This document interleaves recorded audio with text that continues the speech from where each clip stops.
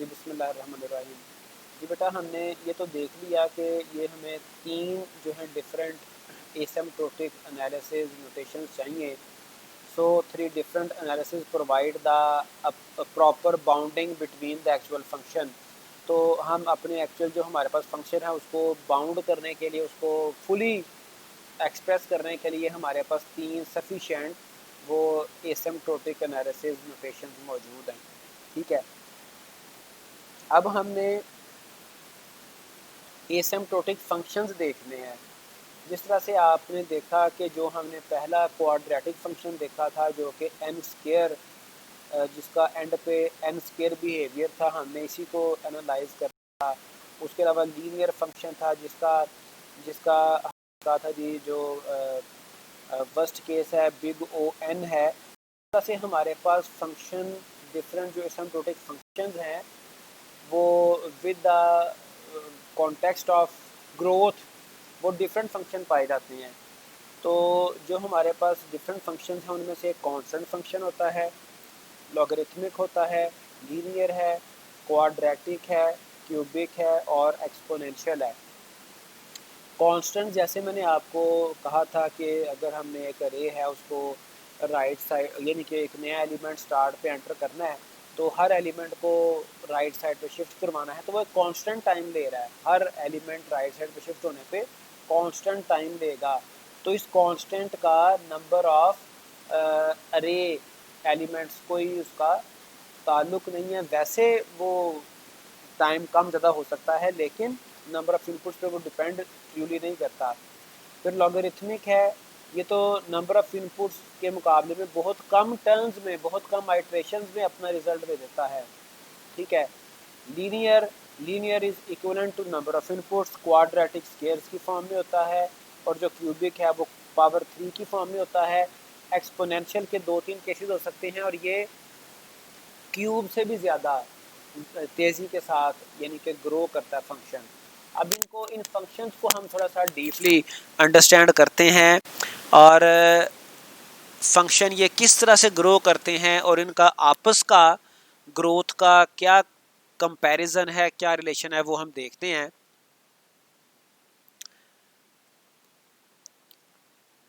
तो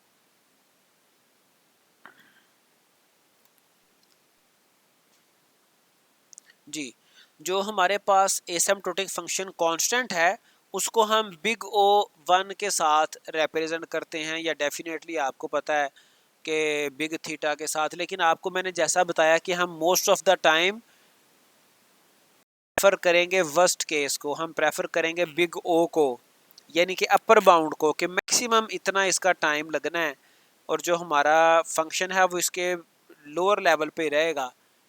जैसे मैंने आपको ट्रिप की एग्जांपल दी थी कि मैक्सिमम 3000 एक्सपेंस आना है, इससे कम कम ही आएगा। तो हम आमतौर पे इसको प्रेफर करते हैं। तो जो कांस्टेंट फंक्शन है वो बिग ओ 1 के साथ या बिग थीटा 1 के साथ या बिग ओमेगा 1 के साथ रिप्रेजेंट किया जाता है। It takes a constant number of steps for performing a given operation, for example 1, 5, 10 और अदर नंबर। ठीक है, and this count does not depend on the size of input data. Input data के साथ इसका कोई रिलेशन नहीं है। ये 10 दफ़ा चले, 5 दफ़ा चले, 2 दफ़ा चले, जितनी दफ़ा चल के ये अपनी अपनी कंप्यूटेशन मुकम्मल करता है उसका इनपुट डाटा के साथ रिलेशन नहीं है। और इसको हम 1 के साथ रिप्रेजेंट करते हैं, बिग ओ 1 के साथ। ठीक है जी, तो ये सबसे हल्के दर्जे का फंक्शन होता है, यानी कि इस पे कंप्यूटेशन टाइम बहुत ही कम ना होने के बराबर लगता है। उसके बाद है लॉगरिथमिक। जो लॉगरिथमिक है ये जो हमारे पास ये डिपेंड करता है इनपुट साइज के ऊपर, और इसमें इनपुट साइज से भी बहुत कम आइट्रेशन में रिजल्ट आ जाता है। ठीक है, इसको हम big O log of N के साथ रिप्रेजेंट करते हैं। It takes the order of log N steps where the base of logarithm is most often 2 for performing a given operation of N elements. तो फॉर एग्जांपल इफ 10,000, वैसे तो log N की जो base है वो 2 भी हो सकती है, 10 भी हो सकती है। यहाँ पर 10 लॉग बेस 10 के साथ इसको मैंने एक्सप्लेन किया है। तो अगर हमारे पास n जो आइटम्स हैं वो 1 मिलियन है, ठीक है जी, 10 लाख हमारे पास इनपुट साइज है, तो जो लॉगरिथमिक फंक्शन होगा algorithm with a complexity big O log of N would do about 6 steps.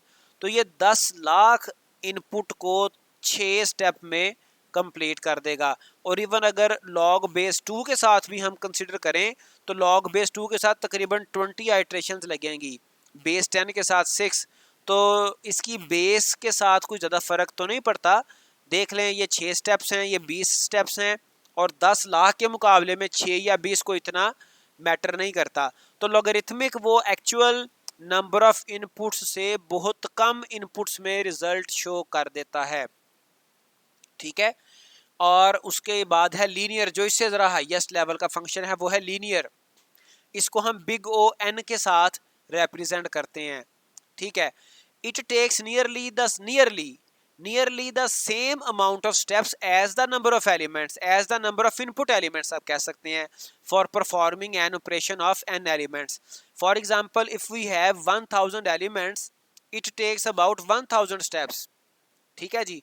ये है लीनियर फंक्शन।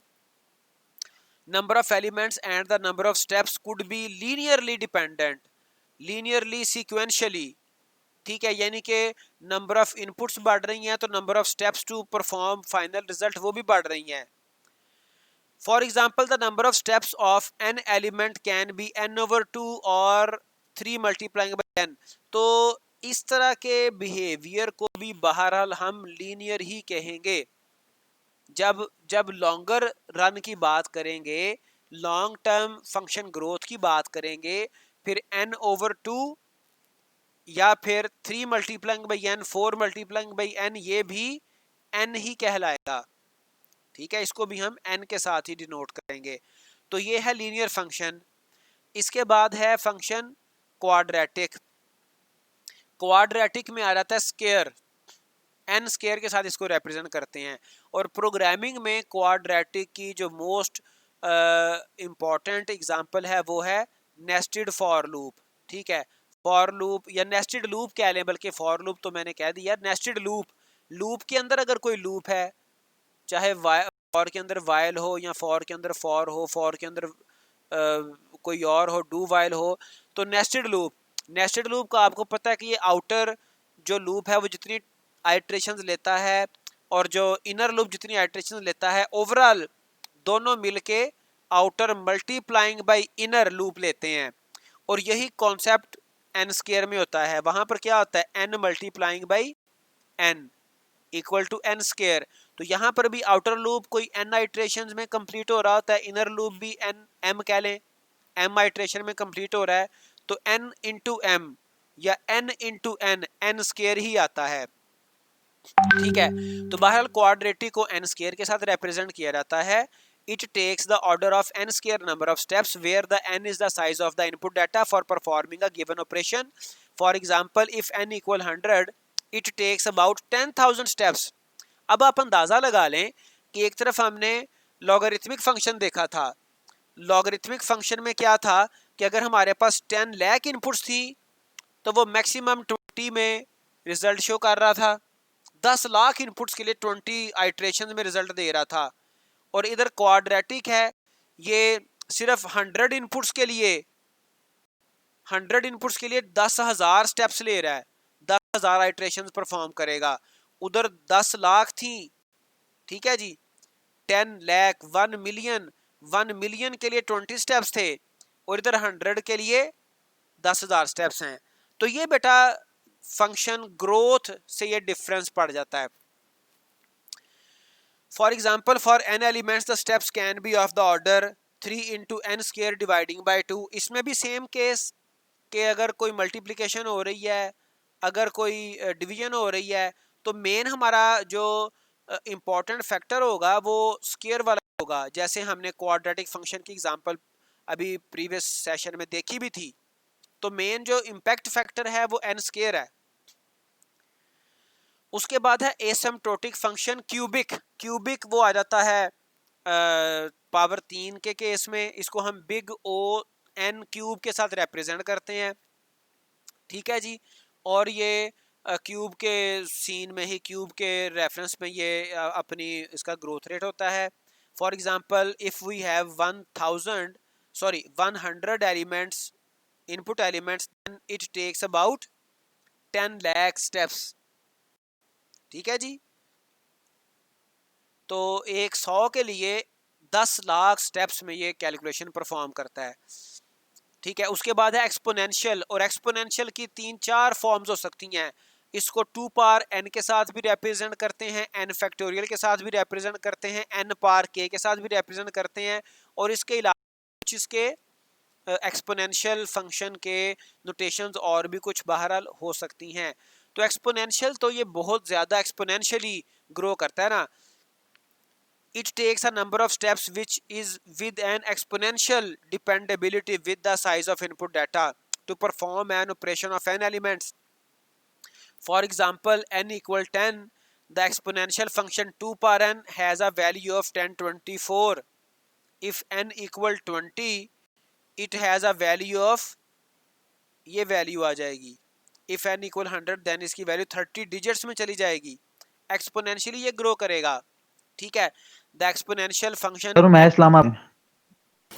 तो अगर n फैक्टोरियल की बात करें, चूंकि n फैक्टोरियल भी एक्सपोनेंशियल की एक टाइप है, तो इसमें अगर n 5 है तो एक्सक्यूज मी सर, तो बेटा ये जो n फैक्टोरियल है वो भी एक्सपोनेंशियल फंक्शन की एक फॉर्म है।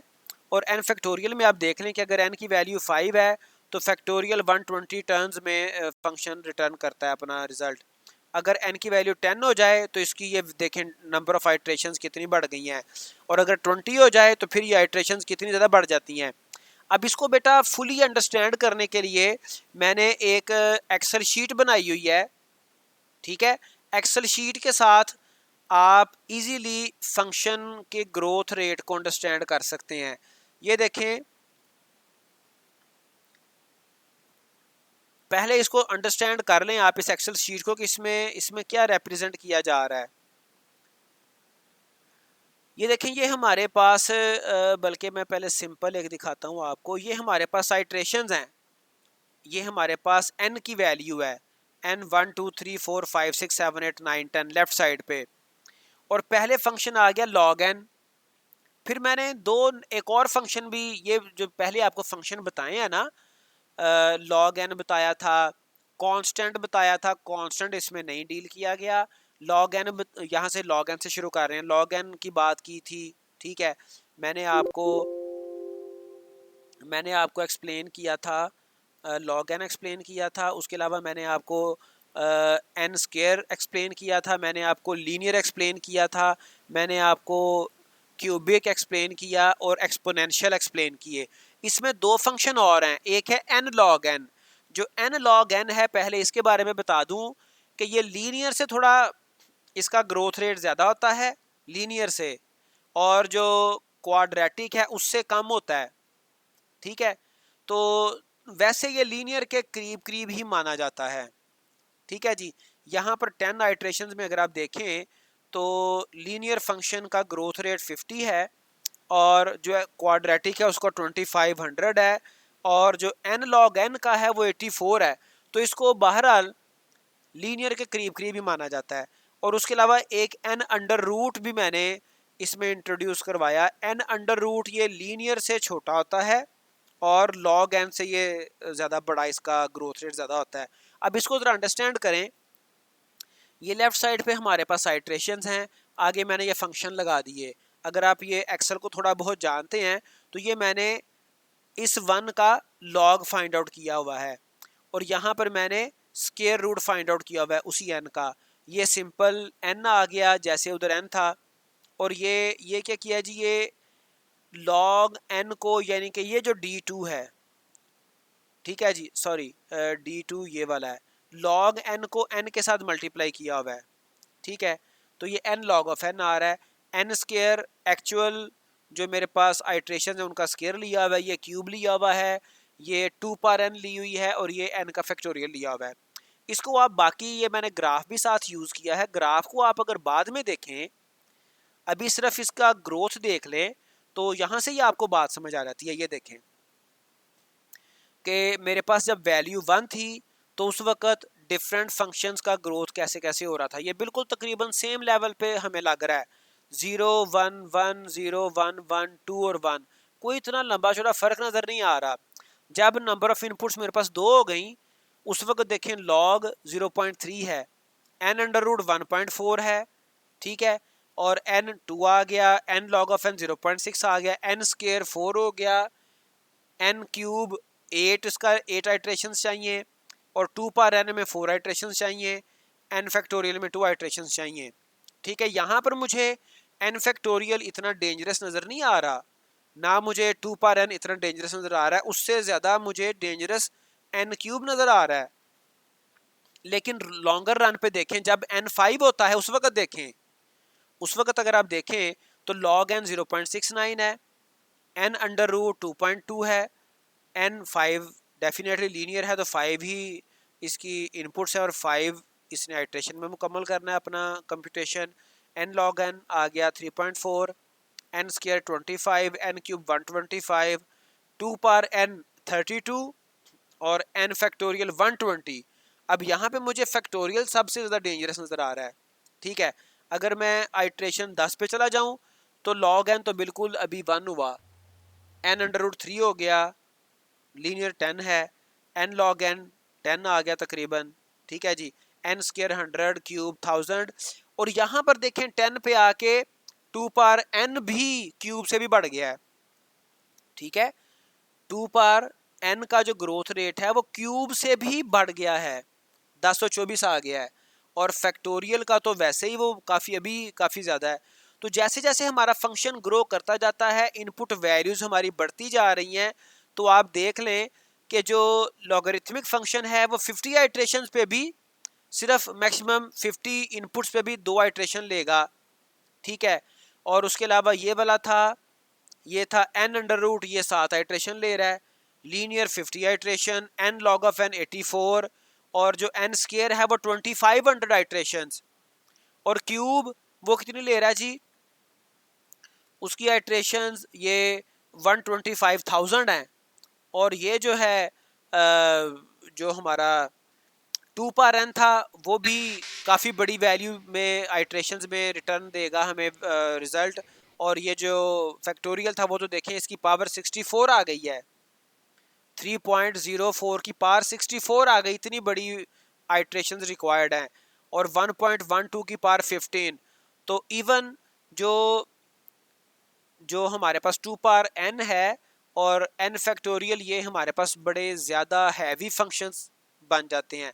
तो अगर आप इसको ग्राफ पे देखें, अगर ग्राफ भी मैंने रिप्रेजेंट किया हुआ है, यहाँ पर आप देखें बॉटम पे, अगर मैं ग्राफ को थोड़ा मज़ीद बड़ा कर दूँ ताकि आपको समझने में ज़रा आसानी रहे, तो मैं अपनी एक्सेल शीट को जूम आउट करके ग्राफ को मैं बड़ा कर लेता हूँ।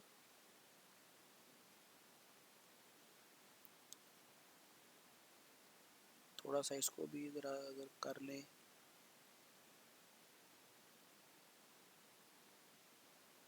इतना काफ़ी है, बल्कि इसको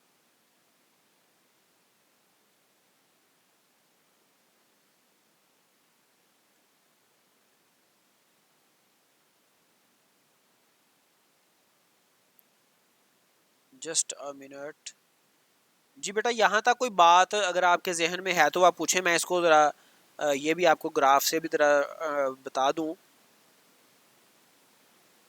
मैं चाह रहा हूँ कि आपको ना थोड़ा सा इन फंक्शंस का कंपैरिजन समझ आ जाए, चूँकि हमारे कोर्स में यही फंक्शंस और जो एसिम्प्टोटिक नोटेशंस हैं वो हमने करनी है, तो मैं चाह रहा था ये आप इसको ज़रा अच्छे तरीके से समझ लें।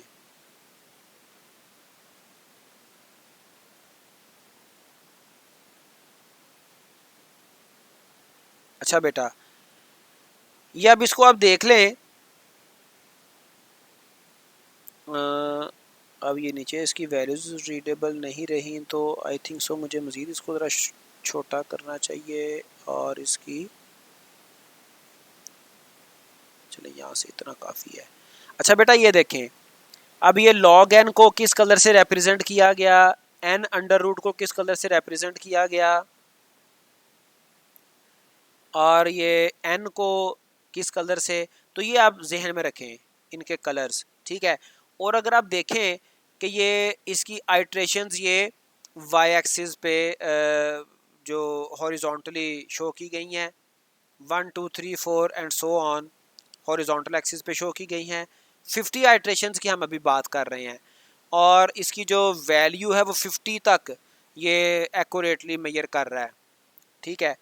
तो जो मैंने आपको बात की थी कि एक स्पेसिफिक पॉइंट ऑफ टाइम के बाद फंक्शन का ग्रोथ रेट का पता चलता, तो ये देखें यहाँ से अगर हम इसको कंसिडर करें तो ये वो पॉइंट ऑफ टाइम है, ये वाला, ठीक है। इसके बाद हमारे फंक्शन से ही अपना जो एक्चुअल उनका ग्रोथ है वो दिखा रहा है। ये देखें, ये जो लॉगरिथमिक था ये तो बिल्कुल कम आइट्रेशंस में, यानी कि ये तकरीबन 1 से भी कम है, ठीक है। और अगर मैं स्क्वायर रूट की बात करूं n अंडर रूट, तो ये देखें वो भी 1 से कुछ ज़्यादा है। और ये देखें, ये जो लीनियर था, एक लीनियर फैशन होता है इसका, जितनी नंबर ऑफ़ इनपुट्स हैं उसी हिसाब से ग्रो करता है। और ये देखें, ये जो आपका है n log n, ये लीनियर से ज़्यादा स्पीड से ग्रो कर रहा है।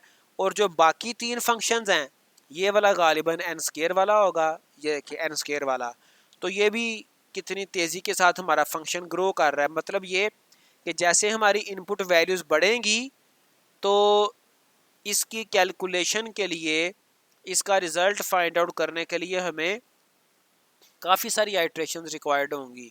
और ये वाला जो है ये क्यूब होगा गालिबन, अच्छा जी, ये क्यूब नहीं है, 2 पावर n है, 2 पावर n, तो ये भी आप देखें बड़ी तेज़ी से ग्रो कर रहा है। और अगर इसको हम यहाँ पर इस एक्सिस पे, एक्स एक्सिस पे अगर मैं इसके जो वैल्यू है 50, इसकी बजाय अगर वैल्यू बढ़ा दूँ तो अल्टीमेटली जो मेरा 2 पावर n है ये n क्यूब से भी ज़्यादा तेज़ी से ग्रो कर रहा है, ठीक है। मैंने यहाँ पे एक्सेल शीट से ये आपको दिखाया था। और ये जो फैक्टोरियल है ये तो सबसे ज़्यादा, इसकी ग्रोथ रेट सबसे ज़्यादा है, ठीक है। तो ये बेटा ये हमारे पास कॉन्सेप्ट है, ये हमारे पास एसिम्प्टोटिक एनालिसिस का बेसिक्स हैं, जिसकी बेस पे हम अपने डिफरेंट एल्गोरिदम्स को, उनकी टाइम कॉम्प्लेक्सिटी को मेजर कर रहे होते हैं, ठीक है। और इसको अगर हम सम अप करें एट द एंड, तो 3 नोटेशंस हैं हमारे पास, बिग थीटा, बिग ओमेगा और बिग ओ नोटेशंस हैं। और जो फंक्शन की टाइप्स हैं वो मोस्ट इम्पॉर्टेंट फंक्शंस हमारे पास ये वाले हैं। और एक्सेल शीट पे मैंने आपको 2 नए फंक्शन भी बता दिए, एक इनके दरमियान आता है जिसको रिप्रेजेंट किया जाता है n n log of n, इसके दरमियान आता है लीनियर क्वाड्रेटिक के दरमियान आता है n log ऑफ n, ठीक है जी। और एक मैंने आपको बताया था under root n under root या n स्क्वायर रूट। तो ये कुछ फंक्शंस हैं जो मोस्ट इम्पॉर्टेंट हैं। और जो अंडर रूट था वो यहाँ पे आ रहा है, ठीक है जी। तो ये बेटा कुछ